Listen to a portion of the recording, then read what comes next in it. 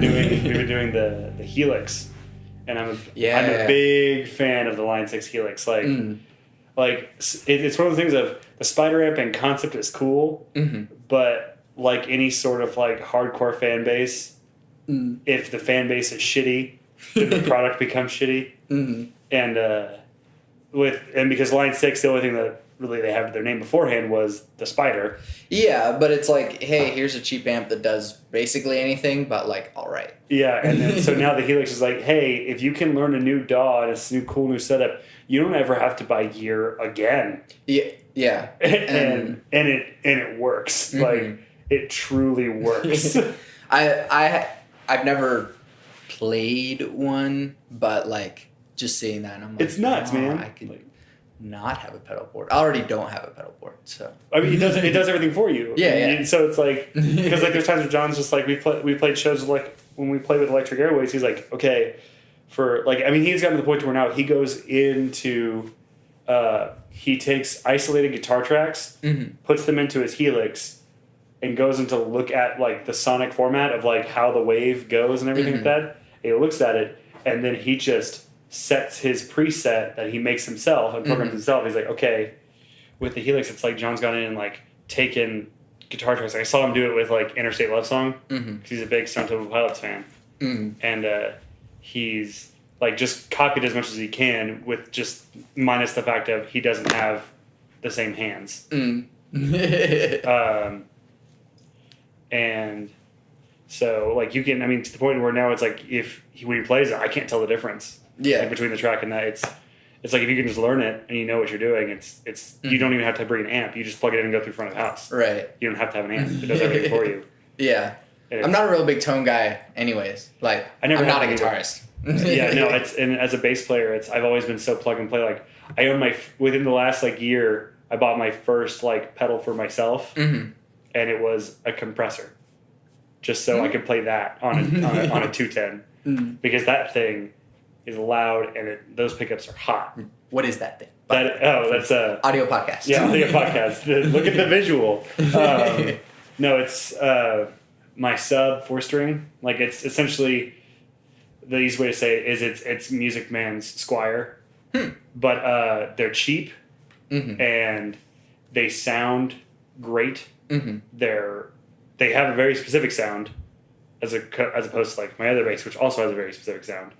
But you get the cool, big, huge soap bar pickup, and you don't have to spend $4,000 on a Stingray. Like I think the model that thing's modeled after like was on sale for $1,500, and I bought that for I think $320. Okay. And the difference is more machine than hands touched it. And it was assembled in, I think, it might be Indonesia, but that's like a lot of guitars. So, but no, it's great. I love that thing. I use it so I don't have to bring my Rickenbacker everywhere. Yeah. So if I go play like a crappy area of town, I don't want to lose my expensive rare instrument as opposed to like, I can find another one. Yeah. Yeah, no. Anytime I see a Rickenbacker somewhere, I'm like, oh, jeez. Like, please be careful. Yeah. Exactly. And I love that bass. And, like, I'm now to the point to where the only thing that's a downside on a Rickenbacker is I don't like that it's a through neck anymore. I love the sound of, like, through necks. And I love how, because they're super poppy. They're super loud because it's all one piece. It all holds everything together. Yeah. But I also, if something ever horrible happens to that neck, I have a $1,600 paperweight. Yeah. As opposed to, I can just pop that thing off and put a new one on there. So. Yeah. That's that. I mean, I don't know if, Sam. Yeah. Yeah. I talked to him a few weeks ago when I saw you at the school. Yeah. When they just like let me walk right on up there. Yeah, well, you probably shouldn't have been able to do that. But, people know you, it's fine. Yeah. But I mean, I wonder if he's ever worked on doing that. I'm sure he has. Yeah. He'll like post pictures on his Instagram about stuff that he's fixing. I look at all of it. I look at all of it. I love Than's Instagram. Yeah. And all his handbook guitars. I'm like, thank you for building something that's like interesting to look at. Yeah. That's my biggest complaint with guitars now. I even said if I ever knew Guitar Center, there'd be like 5 guitars on the wall. Right. Yeah. There's only like 5 that look good to me. I wouldn't have like any Stratocasters because I don't like them. Really? I'm not a fan. Like, I know they can do everything and their necks are great. I think, like, because they look all the same, they're really boring to me. Yeah. I like the Telecaster because it looks a little bit different and it does the same thing. Like, granted, like, that's just a Fender P-bass body with a different pickup. But it sounds different. It's like the teardrop makes it look a little different. The neck's fatter. It's a nice color. It's a nice color. I wish it was a little bit darker, but instead of mint, I wanted it more seafoam. But it's different. And it's the same reason about the Rickenbacker is it's specific sound. It looks different. I have that. I'm aesthetics. It's not good to have, but aesthetics first and then tone. Yeah, no, I mean that's like I'm not a tone guy, so like. You have to like my Strat has a rosewood neck because I like the darker look. Yeah, I bought the maple neck because I was like, I have rosewood on everything, and I like that look too. But the other model was like the two other models that were there, which normally I'm big on just like wood finish. I'm big on just wood finish. Yeah. Like if all my things were like walnut, maple, like I would love it, or even just blonde. But I bought the maple neck specifically because the other one was like a darker blue, but it still had the wood grain. But it was rosewood neck. The other one was like a dark wood and a rosewood neck. And I wanted the maple because it's a little bit more poppy. Doesn't like soften it too much. And so I got. Idea.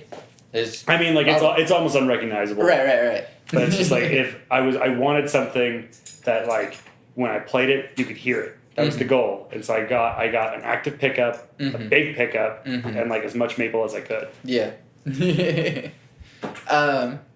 All right. Well, so for people to stop tuning out on the incredibly specific guitar talk that people don't know about, what have you been up to? It's been like 2 years since you've been on the podcast. Yeah, we were almost 2 years. We were at Tokyo and Tulsa last time in that hotel. Yeah. By my old house. Yeah. No, I wasn't.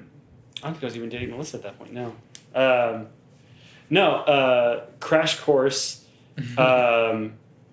Got out the album and all that stuff, did all that stuff, got it all done, started the second project and bit off a little bit more than I could chew with it, but in a good way. Like if you're not afraid of what you're making, then right. probably not where you should be. Yeah. Or that you love what you're making. Yeah. Like, oh, this is a lot, but I'm excited. Yeah. No. What was originally going to be like. And I'll clear the air on titles because some people don't get that I'm doing a new band setup technically. And we're still debating on like, do we call it, because the band name that John and I came up with was Balefire because of Wheel of Time because we're both fans. And then, so Balefire being the band with me, Zach says, one of my other guitar players says, I think we should just call it Metroid Myk because you already have the groundwork. And then I have John and my other guys who like, I want to make sure that they get credit because like it would just be another chiptune album if I didn't have like all these amazing musicians behind me. Right. And I want to make sure that they feel like they're a part of it. And so I was like, okay, a band name kind of like, yes, I'm in this. It's like, because I'm not Marilyn Manson, It's like I don't have this. I'm not a Rob Zombie. I'm not big enough to be like, the band's or Danzig's like, this is my thing, so it's me, and like they're there. Yeah. I want to make sure they feel a part of it, which is my big goal. And like some people said, you should change the name and just be part of it. Metroid should just be the solo stuff. Blah blah blah blah. Long story short, it went from being like I wrote another fun story to make a fun album to. It was just going to do a single Game Boy thing and have it be like fun, kind of like old Nintendo-y like sound stuff and like make it sound like kind of like Gauntlet, something fun. Yeah. And be like, oh, fantasy's like, it's fun, like 5-minute, 7-minute songs a piece just for fun with like kind of classically stuff and just kind of mess with like arpeggios and do that. Right. To it became a whole idea of a sword and sorcery pushed to the point of satire stage show with a fully voice acted script. Oh man. And like all my guys that I have in the band are all these specific characters and like we're this like band of gods like playing the music to this story that's happened to these characters that I made, which is all based off of a Dungeons and Dragons campaign that I played with my friends that we wrote and played and did in one night. And man, a whole campaign in a night. I mean, it was about probably like 8 hours, which is like a D&D day, but like 8 hours of like from we got there, our DM Porter, who's creative as hell, got there, and he's very much like, okay, this happens, this happens, this happens, this happens, this happens. Okay, let's go, and we'll figure it out as we go. Yeah, he's very good at that, and that's why he plays. When we eventually get around to recording the voice acting, that's why he's my narrator. Is because, and the narrator is like this kind of like sarcastic jerk of a narrator who's trying to be this narrator, and it's fourth wall breaky without being like too annoying about. I think too annoying about it because fourth wall comedy eventually kind of gets old to me after a while. But so we decided to work on that to be in the like this fun over the top metal show, kind of like Gwar, but with its own thing. Yeah. I got married. Yes. And I couldn't be happier about that because she's great. That was the dog. That was literally the dog. Thanks, buddy. Thanks for farting on the podcast. Oh, no. Is this the first podcast fart? Is this the first fart of the podcast? 118 episodes and you got a fart on there? Maybe, yeah. Hey, we did it. But it's not it's not a human fart, so that's good, I guess. I guess, yeah. But I got married. You guys were there at the wedding. Yeah. You, Sable, and Megan, everybody were there. It was quick, easy, simple. Lots of pie. It was lots of pie. I had too much pie that day. Good. Not good. I wanted everyone to take it home. Did that. Obviously, I moved down to the city because I got married. Instead of being in Tulsa, I got a job working for the lottery. And that's been fun. I like that I get to work pretty much by myself 99% of the time. I'm just me in a car. Yeah. It's like, all right, I don't have to bother anyone or be bothered by anyone. Yeah, pretty much. And then just writing. Like a lot of writing. I pop in and out of writing the serious fantasy book that me and my friend John Paul have been writing, which has the made up word that I misread that I made into my own word.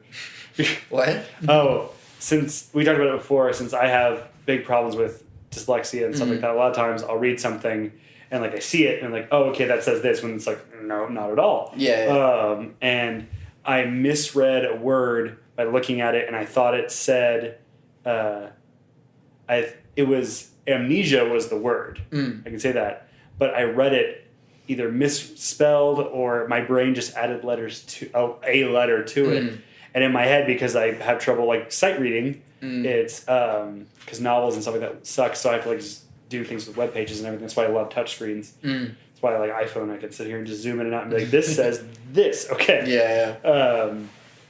But it's amnesias was the word that I thought it said, which was a term, because I was looking for terms for like a dreamscape, and amnesia was the word that came up, kind of set up roundabout way. And so I was like, okay, I just made this up as a word, and I'm just going to like own it and take it for what it is. And if anyone disagrees with me, well, it's like, well, Shakespeare made up words and you still like his stuff. Yeah. So, I mean, amnesias sounds like another Bible character. Yeah, right. Yeah, right. That's been a fun story to. It's essentially how I've been doing it is, and if I post all this stuff to my Instagram, which is just Metroyd Myk.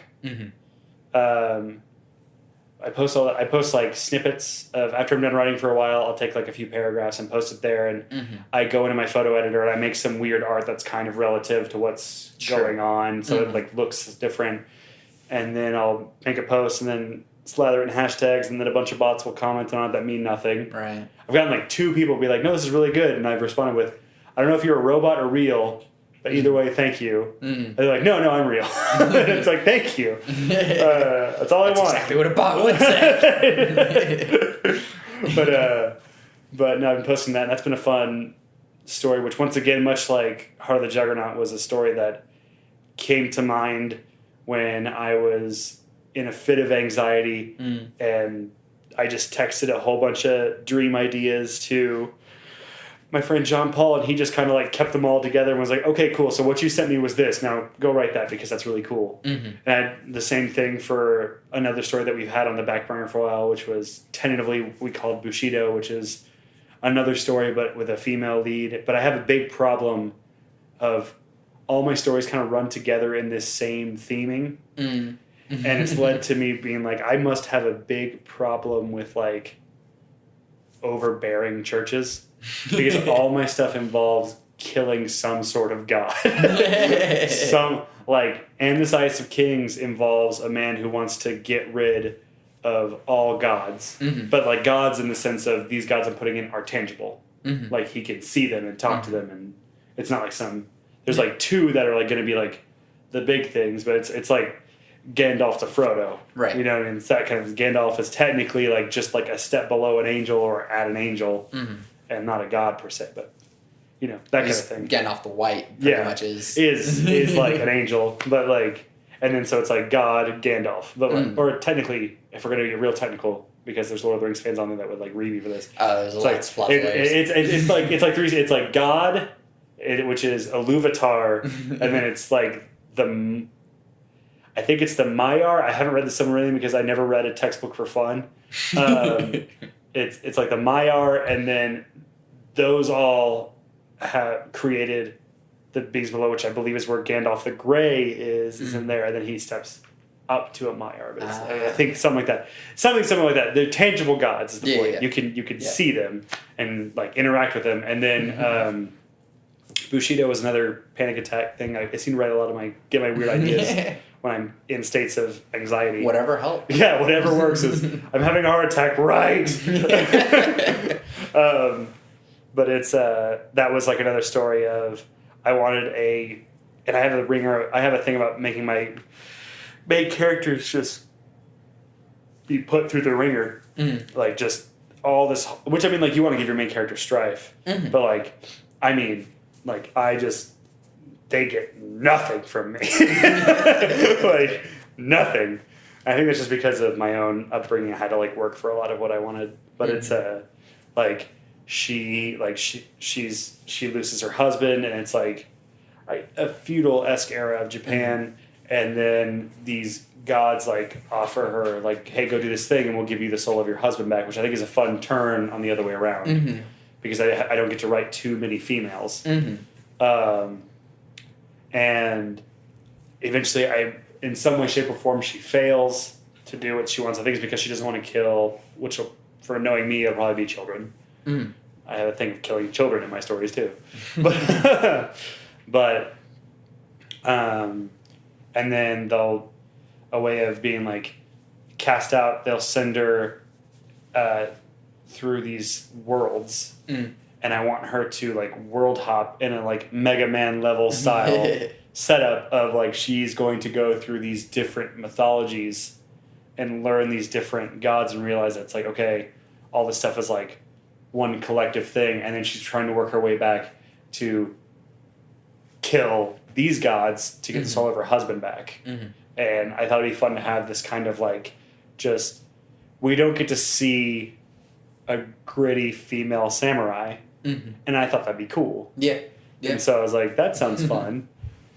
And so that's just been on the back burner for like a year and a half to 2 years.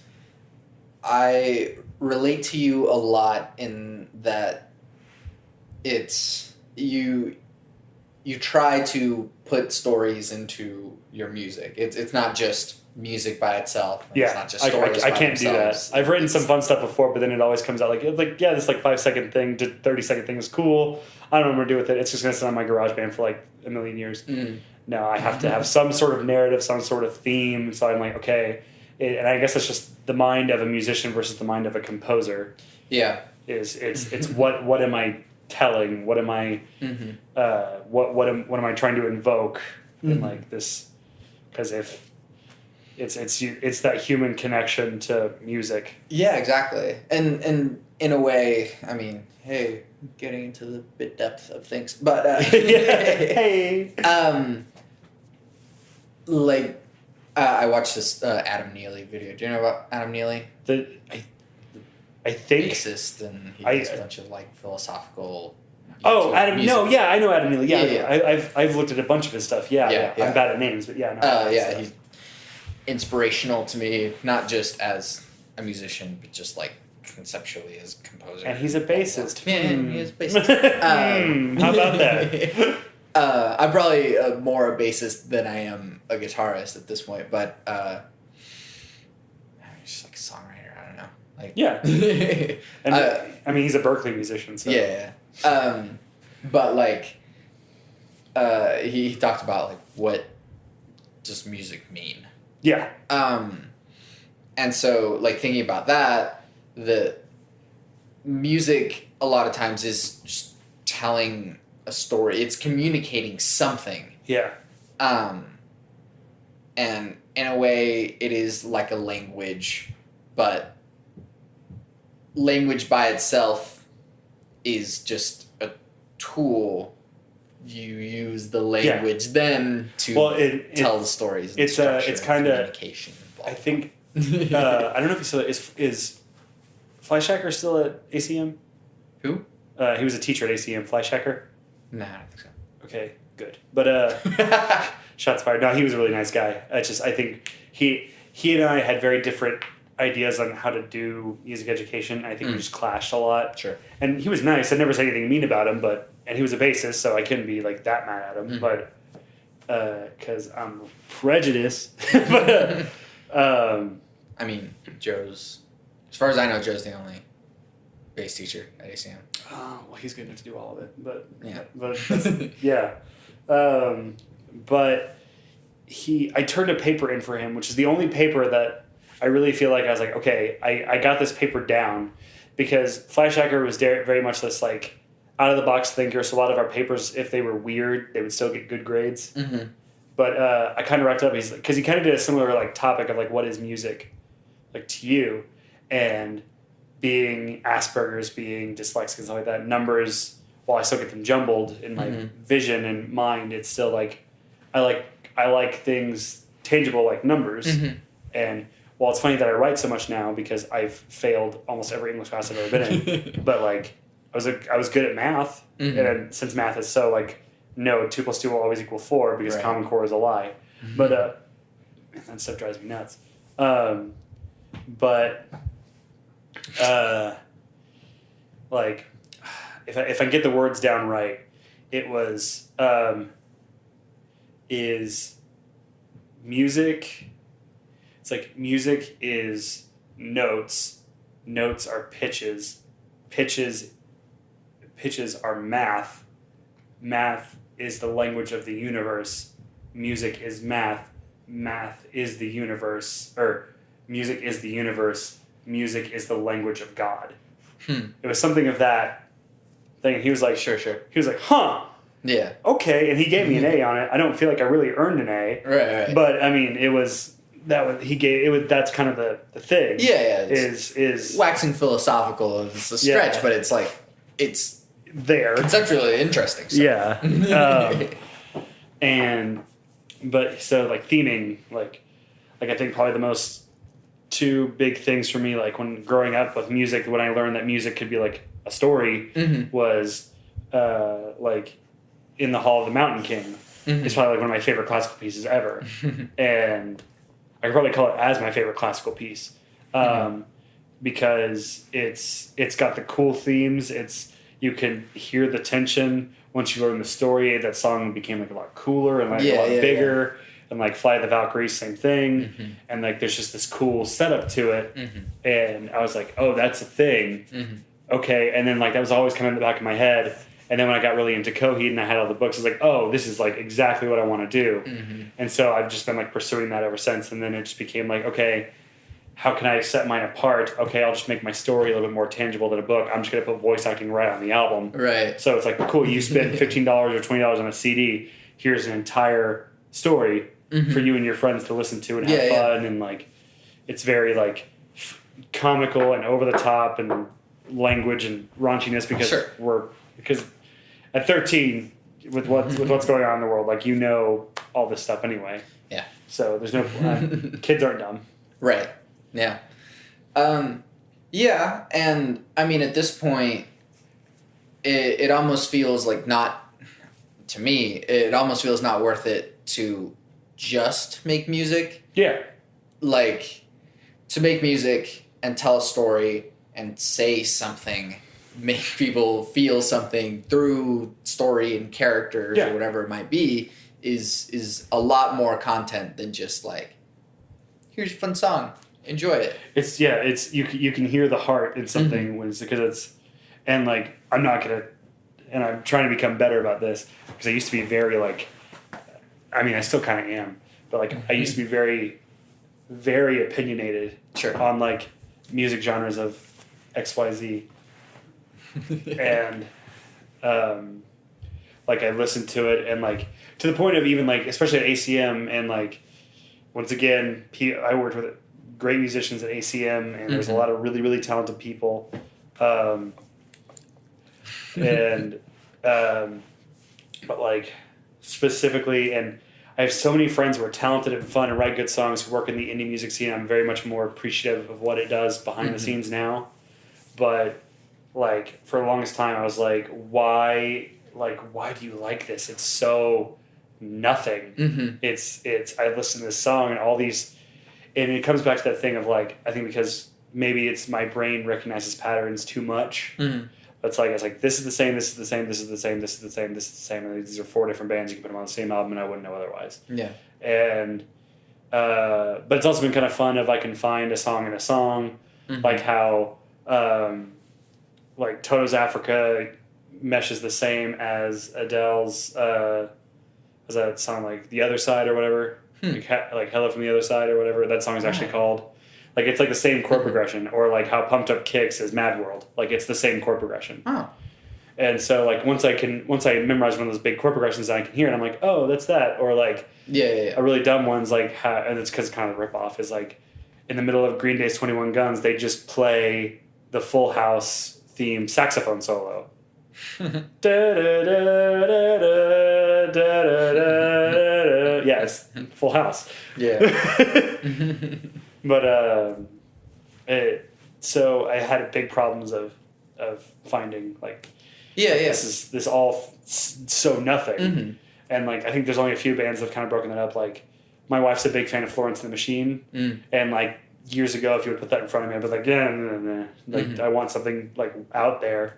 But then like now that like just since it's playing, I can hear it, and I'm like, okay, I can pick out and hear these different things that I like, and like, okay, I've come around, like I can call myself like I would casually listen to Florence and the Machine. It doesn't make me angry to listen to. Like, but there's some stuff like it's just like like you turn on the radio and I'm like, this is the same song again. Yes. So yeah, I think theming is big. Yeah.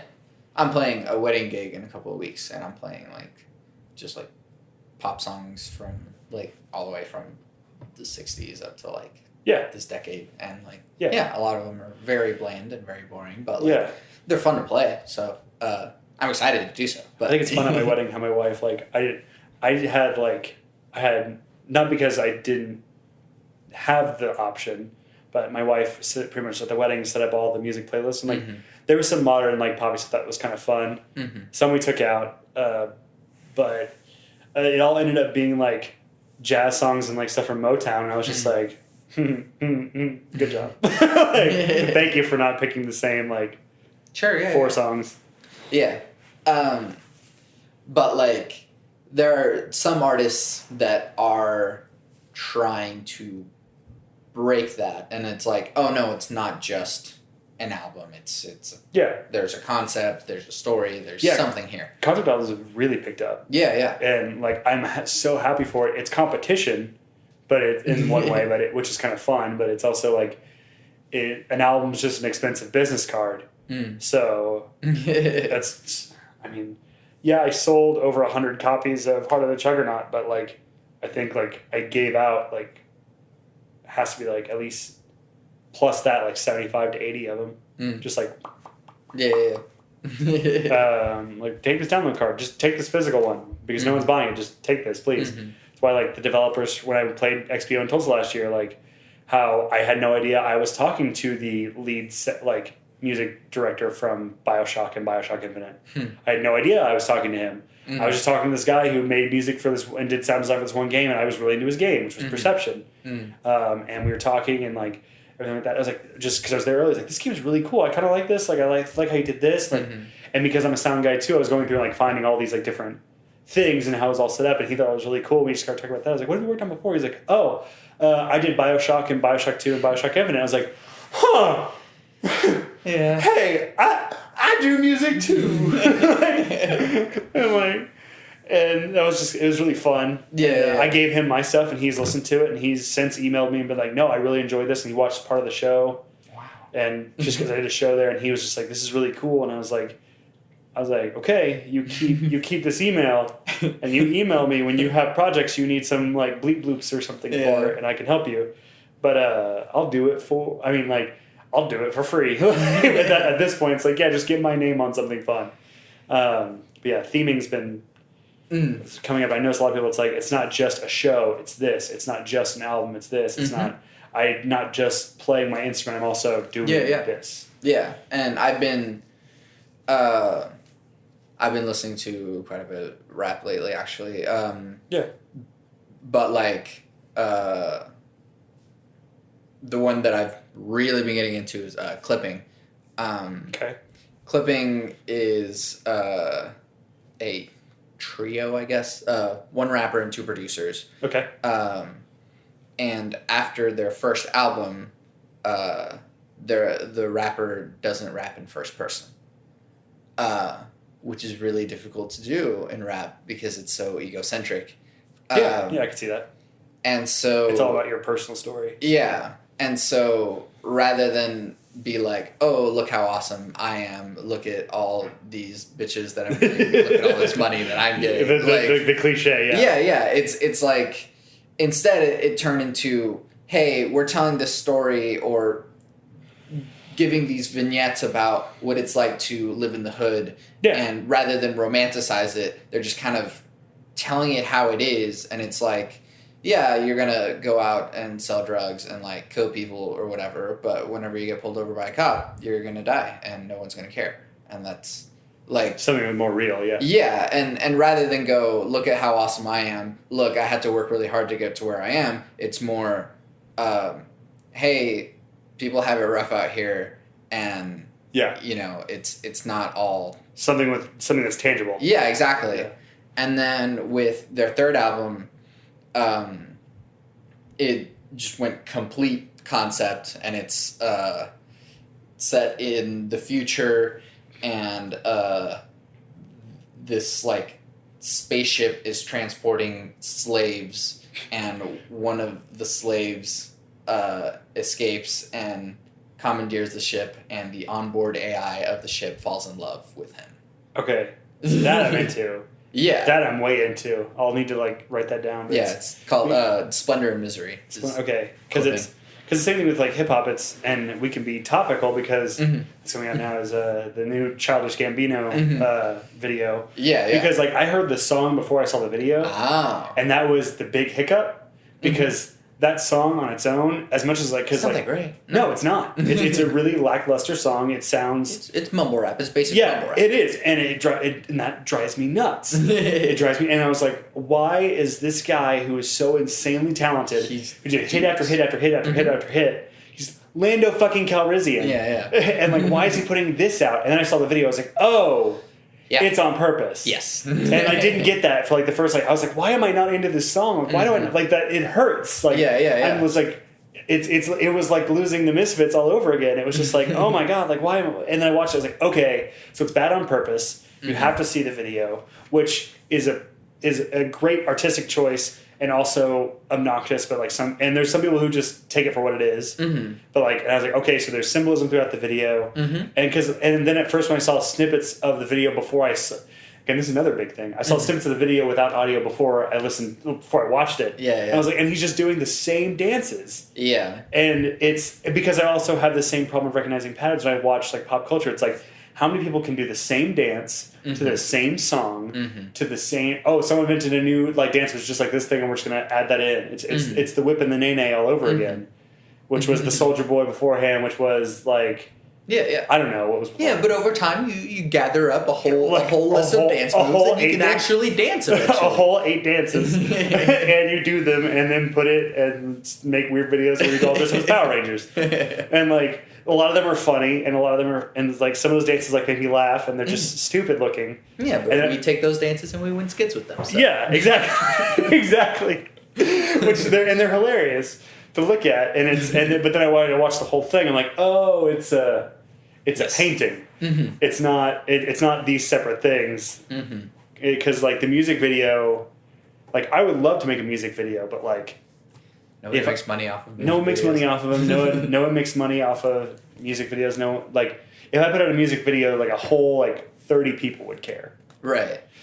But yeah, and the thing about This Is America is that like you do have to take the whole thing. Yeah, as a you thing. have to, each the sum of its parts makes a better thing than its like bits. So yeah, that whole talk of theming. Yeah, I like his face, like just he's got a good face. The craziness in the eyes is which is so funny because I knew Donald Glover like eons before Childish Gambino and all that stuff because he was a skit actor on a website called Derek Comedy.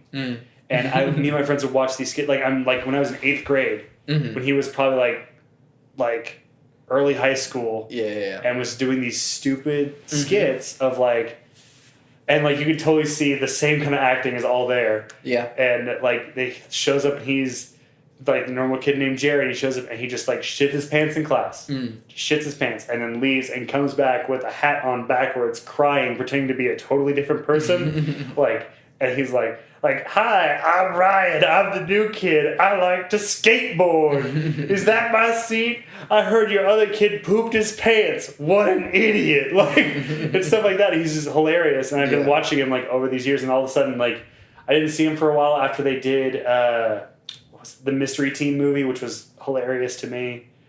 And which is a movie that, like, I think is criminally underrated. I don't know what it is. Yeah, it's the Derek Comedy guys. And they did a movie called The Mystery Team, which is like they're high school guys going into college, but they kind of have these dumb attitudes of like the mystery solving children. Okay. So it's like Donald Glover plays, I forget all the names, it's been years since I've seen it, but he plays, the kid who's the master of disguise, and the other friend who's the smart one, and then there's Jerry, the strongest kid in town, who's this kid who thinks he's super strong and a jock, but like all the jocks beat him up and hate him, and he's like weak and like they're all dumb and they all do this like, and it's, you can look it up, I'm sure you can find it on YouTube or whatever. They had it on Netflix for a long time, but it's one of his it's one of the best comedy movies I've seen, and it makes me laugh every time. But I've been watching him, and it's like I saw him do that, and then he went away for a while, and all of a sudden he's like, oh, by the way, I put out a rap album that's like critically acclaimed, and here's all this stuff. Oh yeah, now I'm Lando Calrissian. It's like, dude, what do you like? Do you sleep? Well, no, because he wrote on 30 Rock, and then he was in Community, and also like I think wrote some stuff on Community as well, and then the key to success is never sleeping. Yeah. Just always work. And so like, but the thing that also people don't get about Childish Gambino is that he had like mixtapes, and then his first album, Camp, which like nobody really cared about. And his mixtapes, like his first mixtape was not good. Oh no! It was Sick Boy, and he had like a character voice of like a stuffy nose or whatever. It was just trying like, concepts, but like, and then because the internet came out and there's this whole concept album, he had a screenplay attached to it, and like, so it takes time for, I guess he was just trying to master what music was, as he Yeah. was already mastering like acting and Yeah. comedy and everything else, because he just can't master one thing. He's He's gotta got to be... conquer everything. And he deserves it. He does. Yeah. So it goes back to that whole, once again, that whole, and you notice this now in, like, I guess this is a weird thought, because you notice this now in, like, media consumption, which I've also become very fatigued with media consumption. Yeah. Like, my buying of video games has drastically, like, I just bought Mario Odyssey, which I used to back when I worked at GameStop, and, like, that marketing was, like, yelled in my ear every 10 minutes. You know, I was like, this new game's coming out. I gotta get that, beat it. Gotta get this, gotta get that. And now I still haven't seen Infinity War. I'll see it when I see it. And, like, it's to the point now, it's just like, leave me alone. Like, if one movie came out a year, one game came out a year, I'd be fine. Yeah. And it's just like, just everything. Like, because I'm trying to write and do my music and all this other stuff. I'm like, yeah, I have these games I want to play. Because, like, video games are a big inspiration of mine. Yeah, exactly. And, like, so, like, I feel, it almost feels bad, like, I'm not playing them. Because it's such a huge part of my life that I'm just not doing. But then, like, I play for a while and I'm just like, okay. And, like, and I think that's healthy. But it's just like, now with media consumption, it's like, just leave me alone. Yeah. So it's this whole roundabout of now nothing can just be a thing. Like, it's the toy has to be the cartoon, has to be the movie, has to be the album has to be the story, has to be and that, I guess it could sound hypocritical coming from I'm making BroQuest, which is a stage show, like, voice acted script, chiptune, weird album, because I can't just make one thing. So I get if it's like the artistic plug, but it's also like everything has to have its multiple thing. But that's it's a difficult thing in today's age, whenever nothing can just be a thing anymore. Because now it's oversaturated, and just one thing will not make it through. It won't do anything.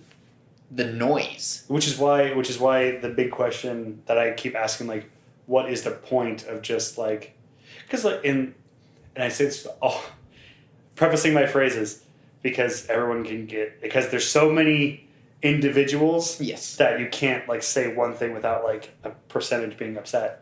I know a lot of singer-songwriters. I love a lot of them.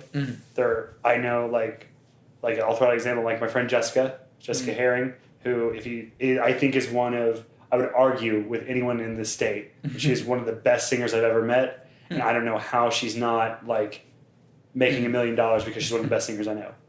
And she does a lot of singer-songwriter stuff. Yeah. And she's happy doing that, and that's fine. Yeah. She writes great songs. She and I would do Skype stuff or FaceTime over the phone, because she would ask me, like, questions on, like, she was trying to teach herself guitar stuff, because she's a piano player, and she's trying to learn a lot of guitar stuff. She's gotten a lot better. I just don't know how people are content writing these singer-songwriter stuff. Like, I just don't get it. And that's probably just because maybe my own artistic perspective, and maybe, I don't want to say I take the music more seriously than, like, someone who is just, like, fine playing, like, their acoustic guitar with a loop station and singing a song about, like, their arguably, like, skewed, like, perception of, like the traditional singer-songwriter, like, it's all about love, it's all about breakups, and then you have the quirky fun one. Sure. You know, and like, there's nothing wrong with it. I just don't know how people are content. And I don't get it. Yeah. Yeah. I can't, I don't write love songs. I've tried. I can't either. And, like, I've been with Sable for 8 years. Like, yeah, I know what love is. Yeah. But, like, I just can't get myself to make it not sound like everything you've already heard. Yeah, because they've already, because the math problem isn't figured out. It's already been we've because you have only, like, 7 notes and 12 keys, and their perspective sharps and flats. Mathematically speaking, every song's been written. There's nothing I can write that hasn't been done before. Yeah. And I'm okay with that because if it's impossible, it's impossible. So it's all about repurposing the same things over and over and over again. Like the Quest song has the stereotypical pop chorus on purpose, and it fits. It's fun. And that's the point. And it's because the love song has been so done from, I mean, still going now. Mm-hmm. But granted, like you can look and see how the pop music's kind of devolved into this like same thing since like probably like 89. It's kind of just been like, okay, we got it. Yeah. Like 60s and 70s. Like look at like the year 1989 or Taylor Swift's album. I didn't think of that. Probably the year. But like because we had like the big like pop boom of like the 90s of like pop songs, like the big like the boy bands. Mm-hmm. Like we had that coming out of like the bluesy R&B section, and how can we package that and make it still sex but like family okayed sex and that's eventually like become bigger, but like you look at songs like Teenager in Love and Earth Angel and all that stuff, and those are the exact same chord progressions. Look at the Ink Spots, which are one of my favorite, and the concept of the Ink Spots was just a bunch of black guys in white suits, and they call themselves the Ink Spots. Like, okay. And I mean, they're like not even just Earth on Fire, like what they did for Fallout. Like Fallout 3, that's the Ink Spots, They have 5 songs that are the same setup, same like structure, same chords, different words. And like their song Maybe You'll Think of Me, which was in New Vegas, I think. It was either in New Vegas I think it was in New Vegas. And then previously, which Set the World on Fire, Catch the World on Fire, whatever that title is. It's like the same setup.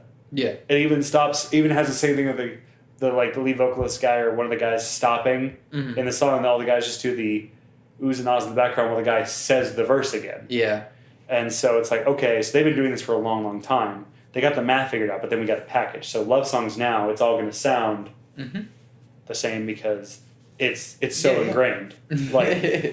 Like you can make love songs different once you're used to the genre, because at that point, once you have the thing of like it's just words, if you can get the feeling in another genre, that's how you turn it on its head. Yeah. How can I make a black metal love song? and that is really what I've been seeing in that, like there's I have this hypothesis about how art evolves over time, and once the art acknowledges itself, the medium is pretty much done evolving. It can still make other iterations among the other branches, but the medium itself, once it has acknowledged itself, it sort of can't go beyond that point.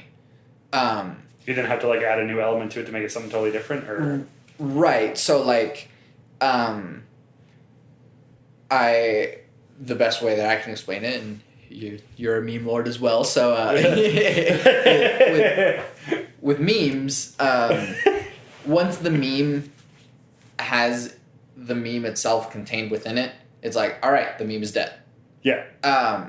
Or until like, I don't know, BuzzFeed shares a thing, then the meme is dead. But that's a different kind of death. Yeah. But like with the guy looking at the other girl while like his girlfriend. Yeah, because like, you see those same beams again. Yeah. It's the car turning, it's the door opening. It's right. But like, once that guy's like the picture on his chest is like himself again or something, like then it's like, all right, we can't do anything else funny with this meme. Like, there's other contexts that it can be funny in, but like once it has reached that point, it's like that meme can't do anything else. Yeah, it can't. And so music kind of hit that point in the 20th century, like it was nearing the end of its evolution with 12 tone, because then it was like functional harmony, get out of here. We just like we're gonna systematically make it to where no notes are comfortable. There's no home note. This is how we're doing music. This is the future. Yeah. And Schoenberg thought like, oh yeah, people are gonna be singing like 12 tone nursery rhymes to their kids. This is the future. Yeah. It wasn't. No. But because babies don't care about flat 5.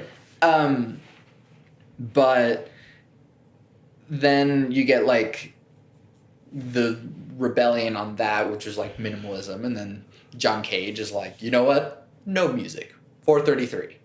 And like the music is not music, but it is music. Which full circle again. Flyshacker made us write a paper on that. 433.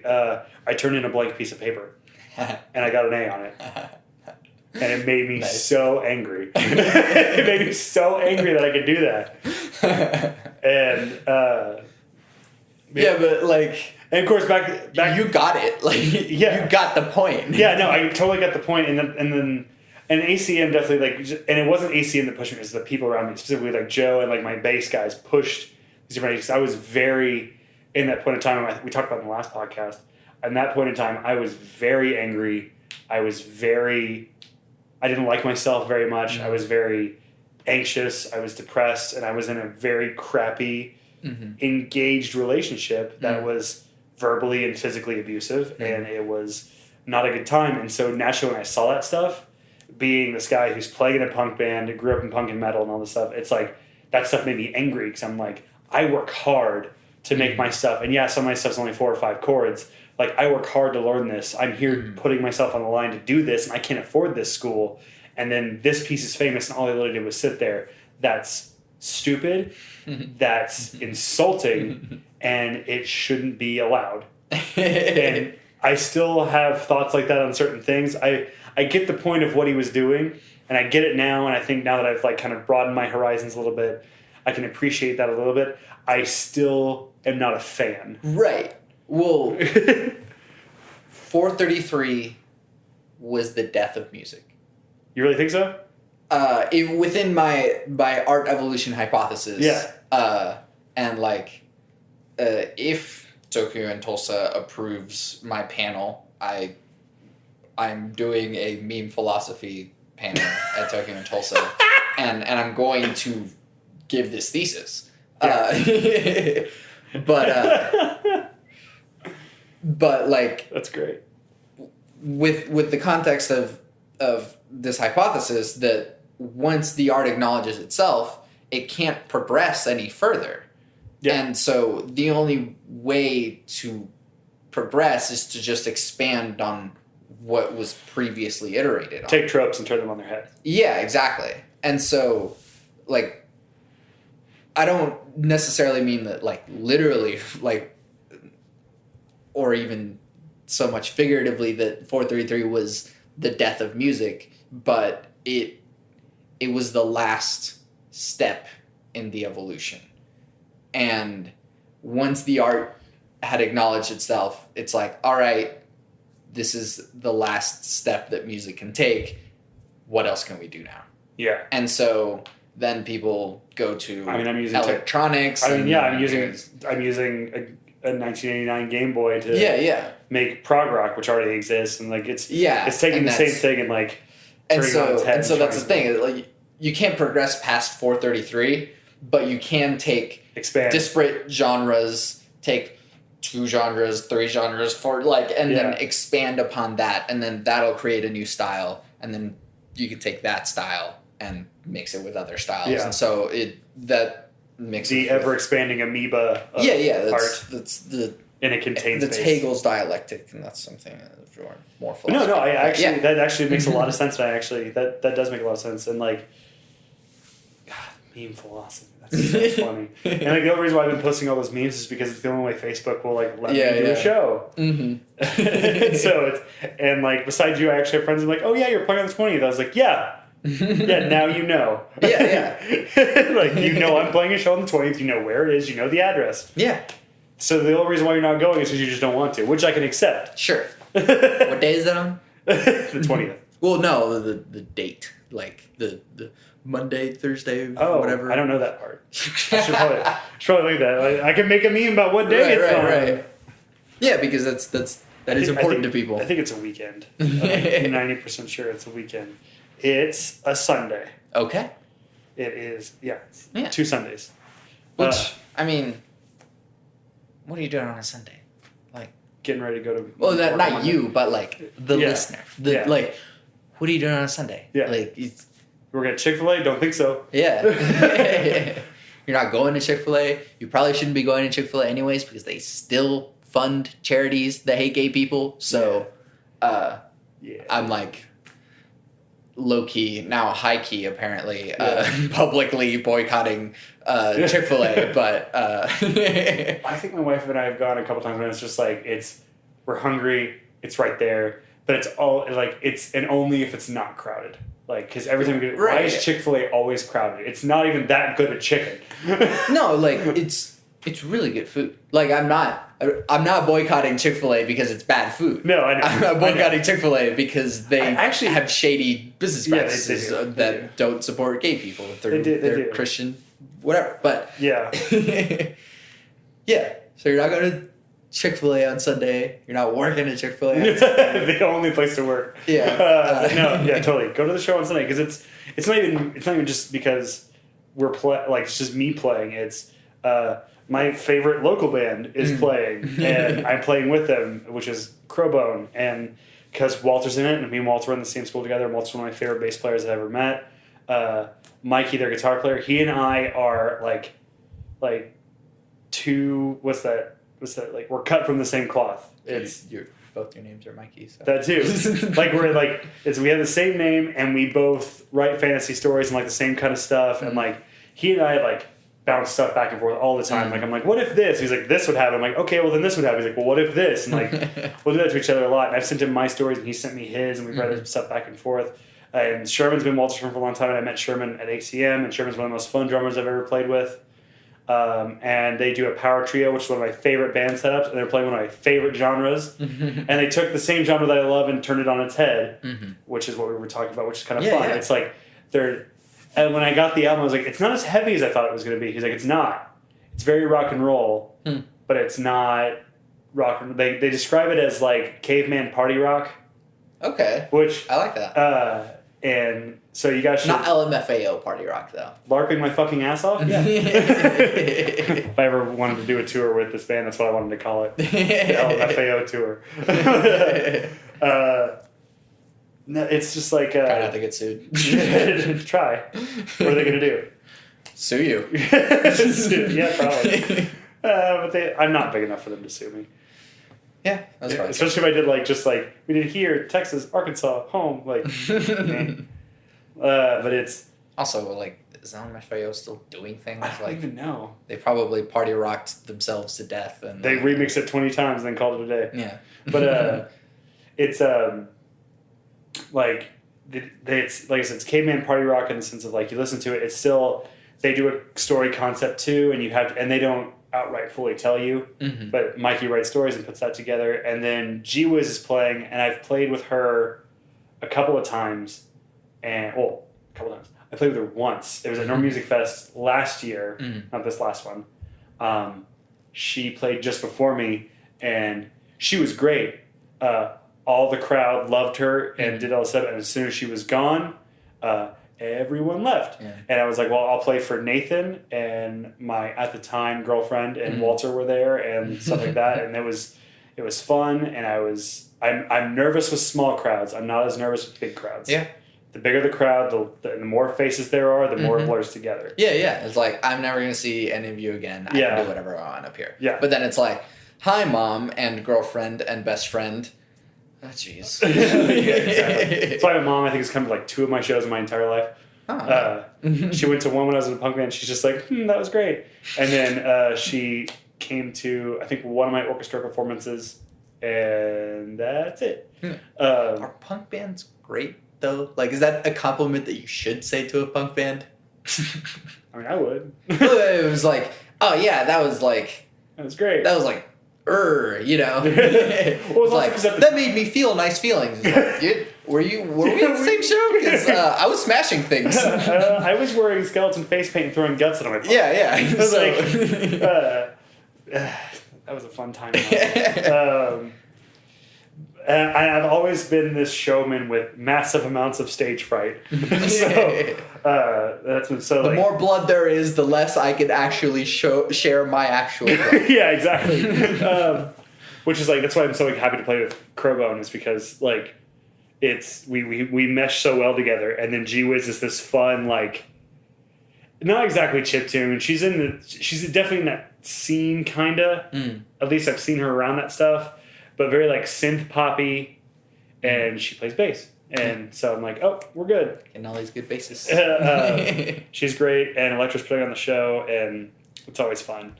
So it's all a long-winded way of saying go see Metroid Myk yeah, and Crowbone and G-Wiz on May 20th at Sauce at Sauced on Paseo, which I love that place. So.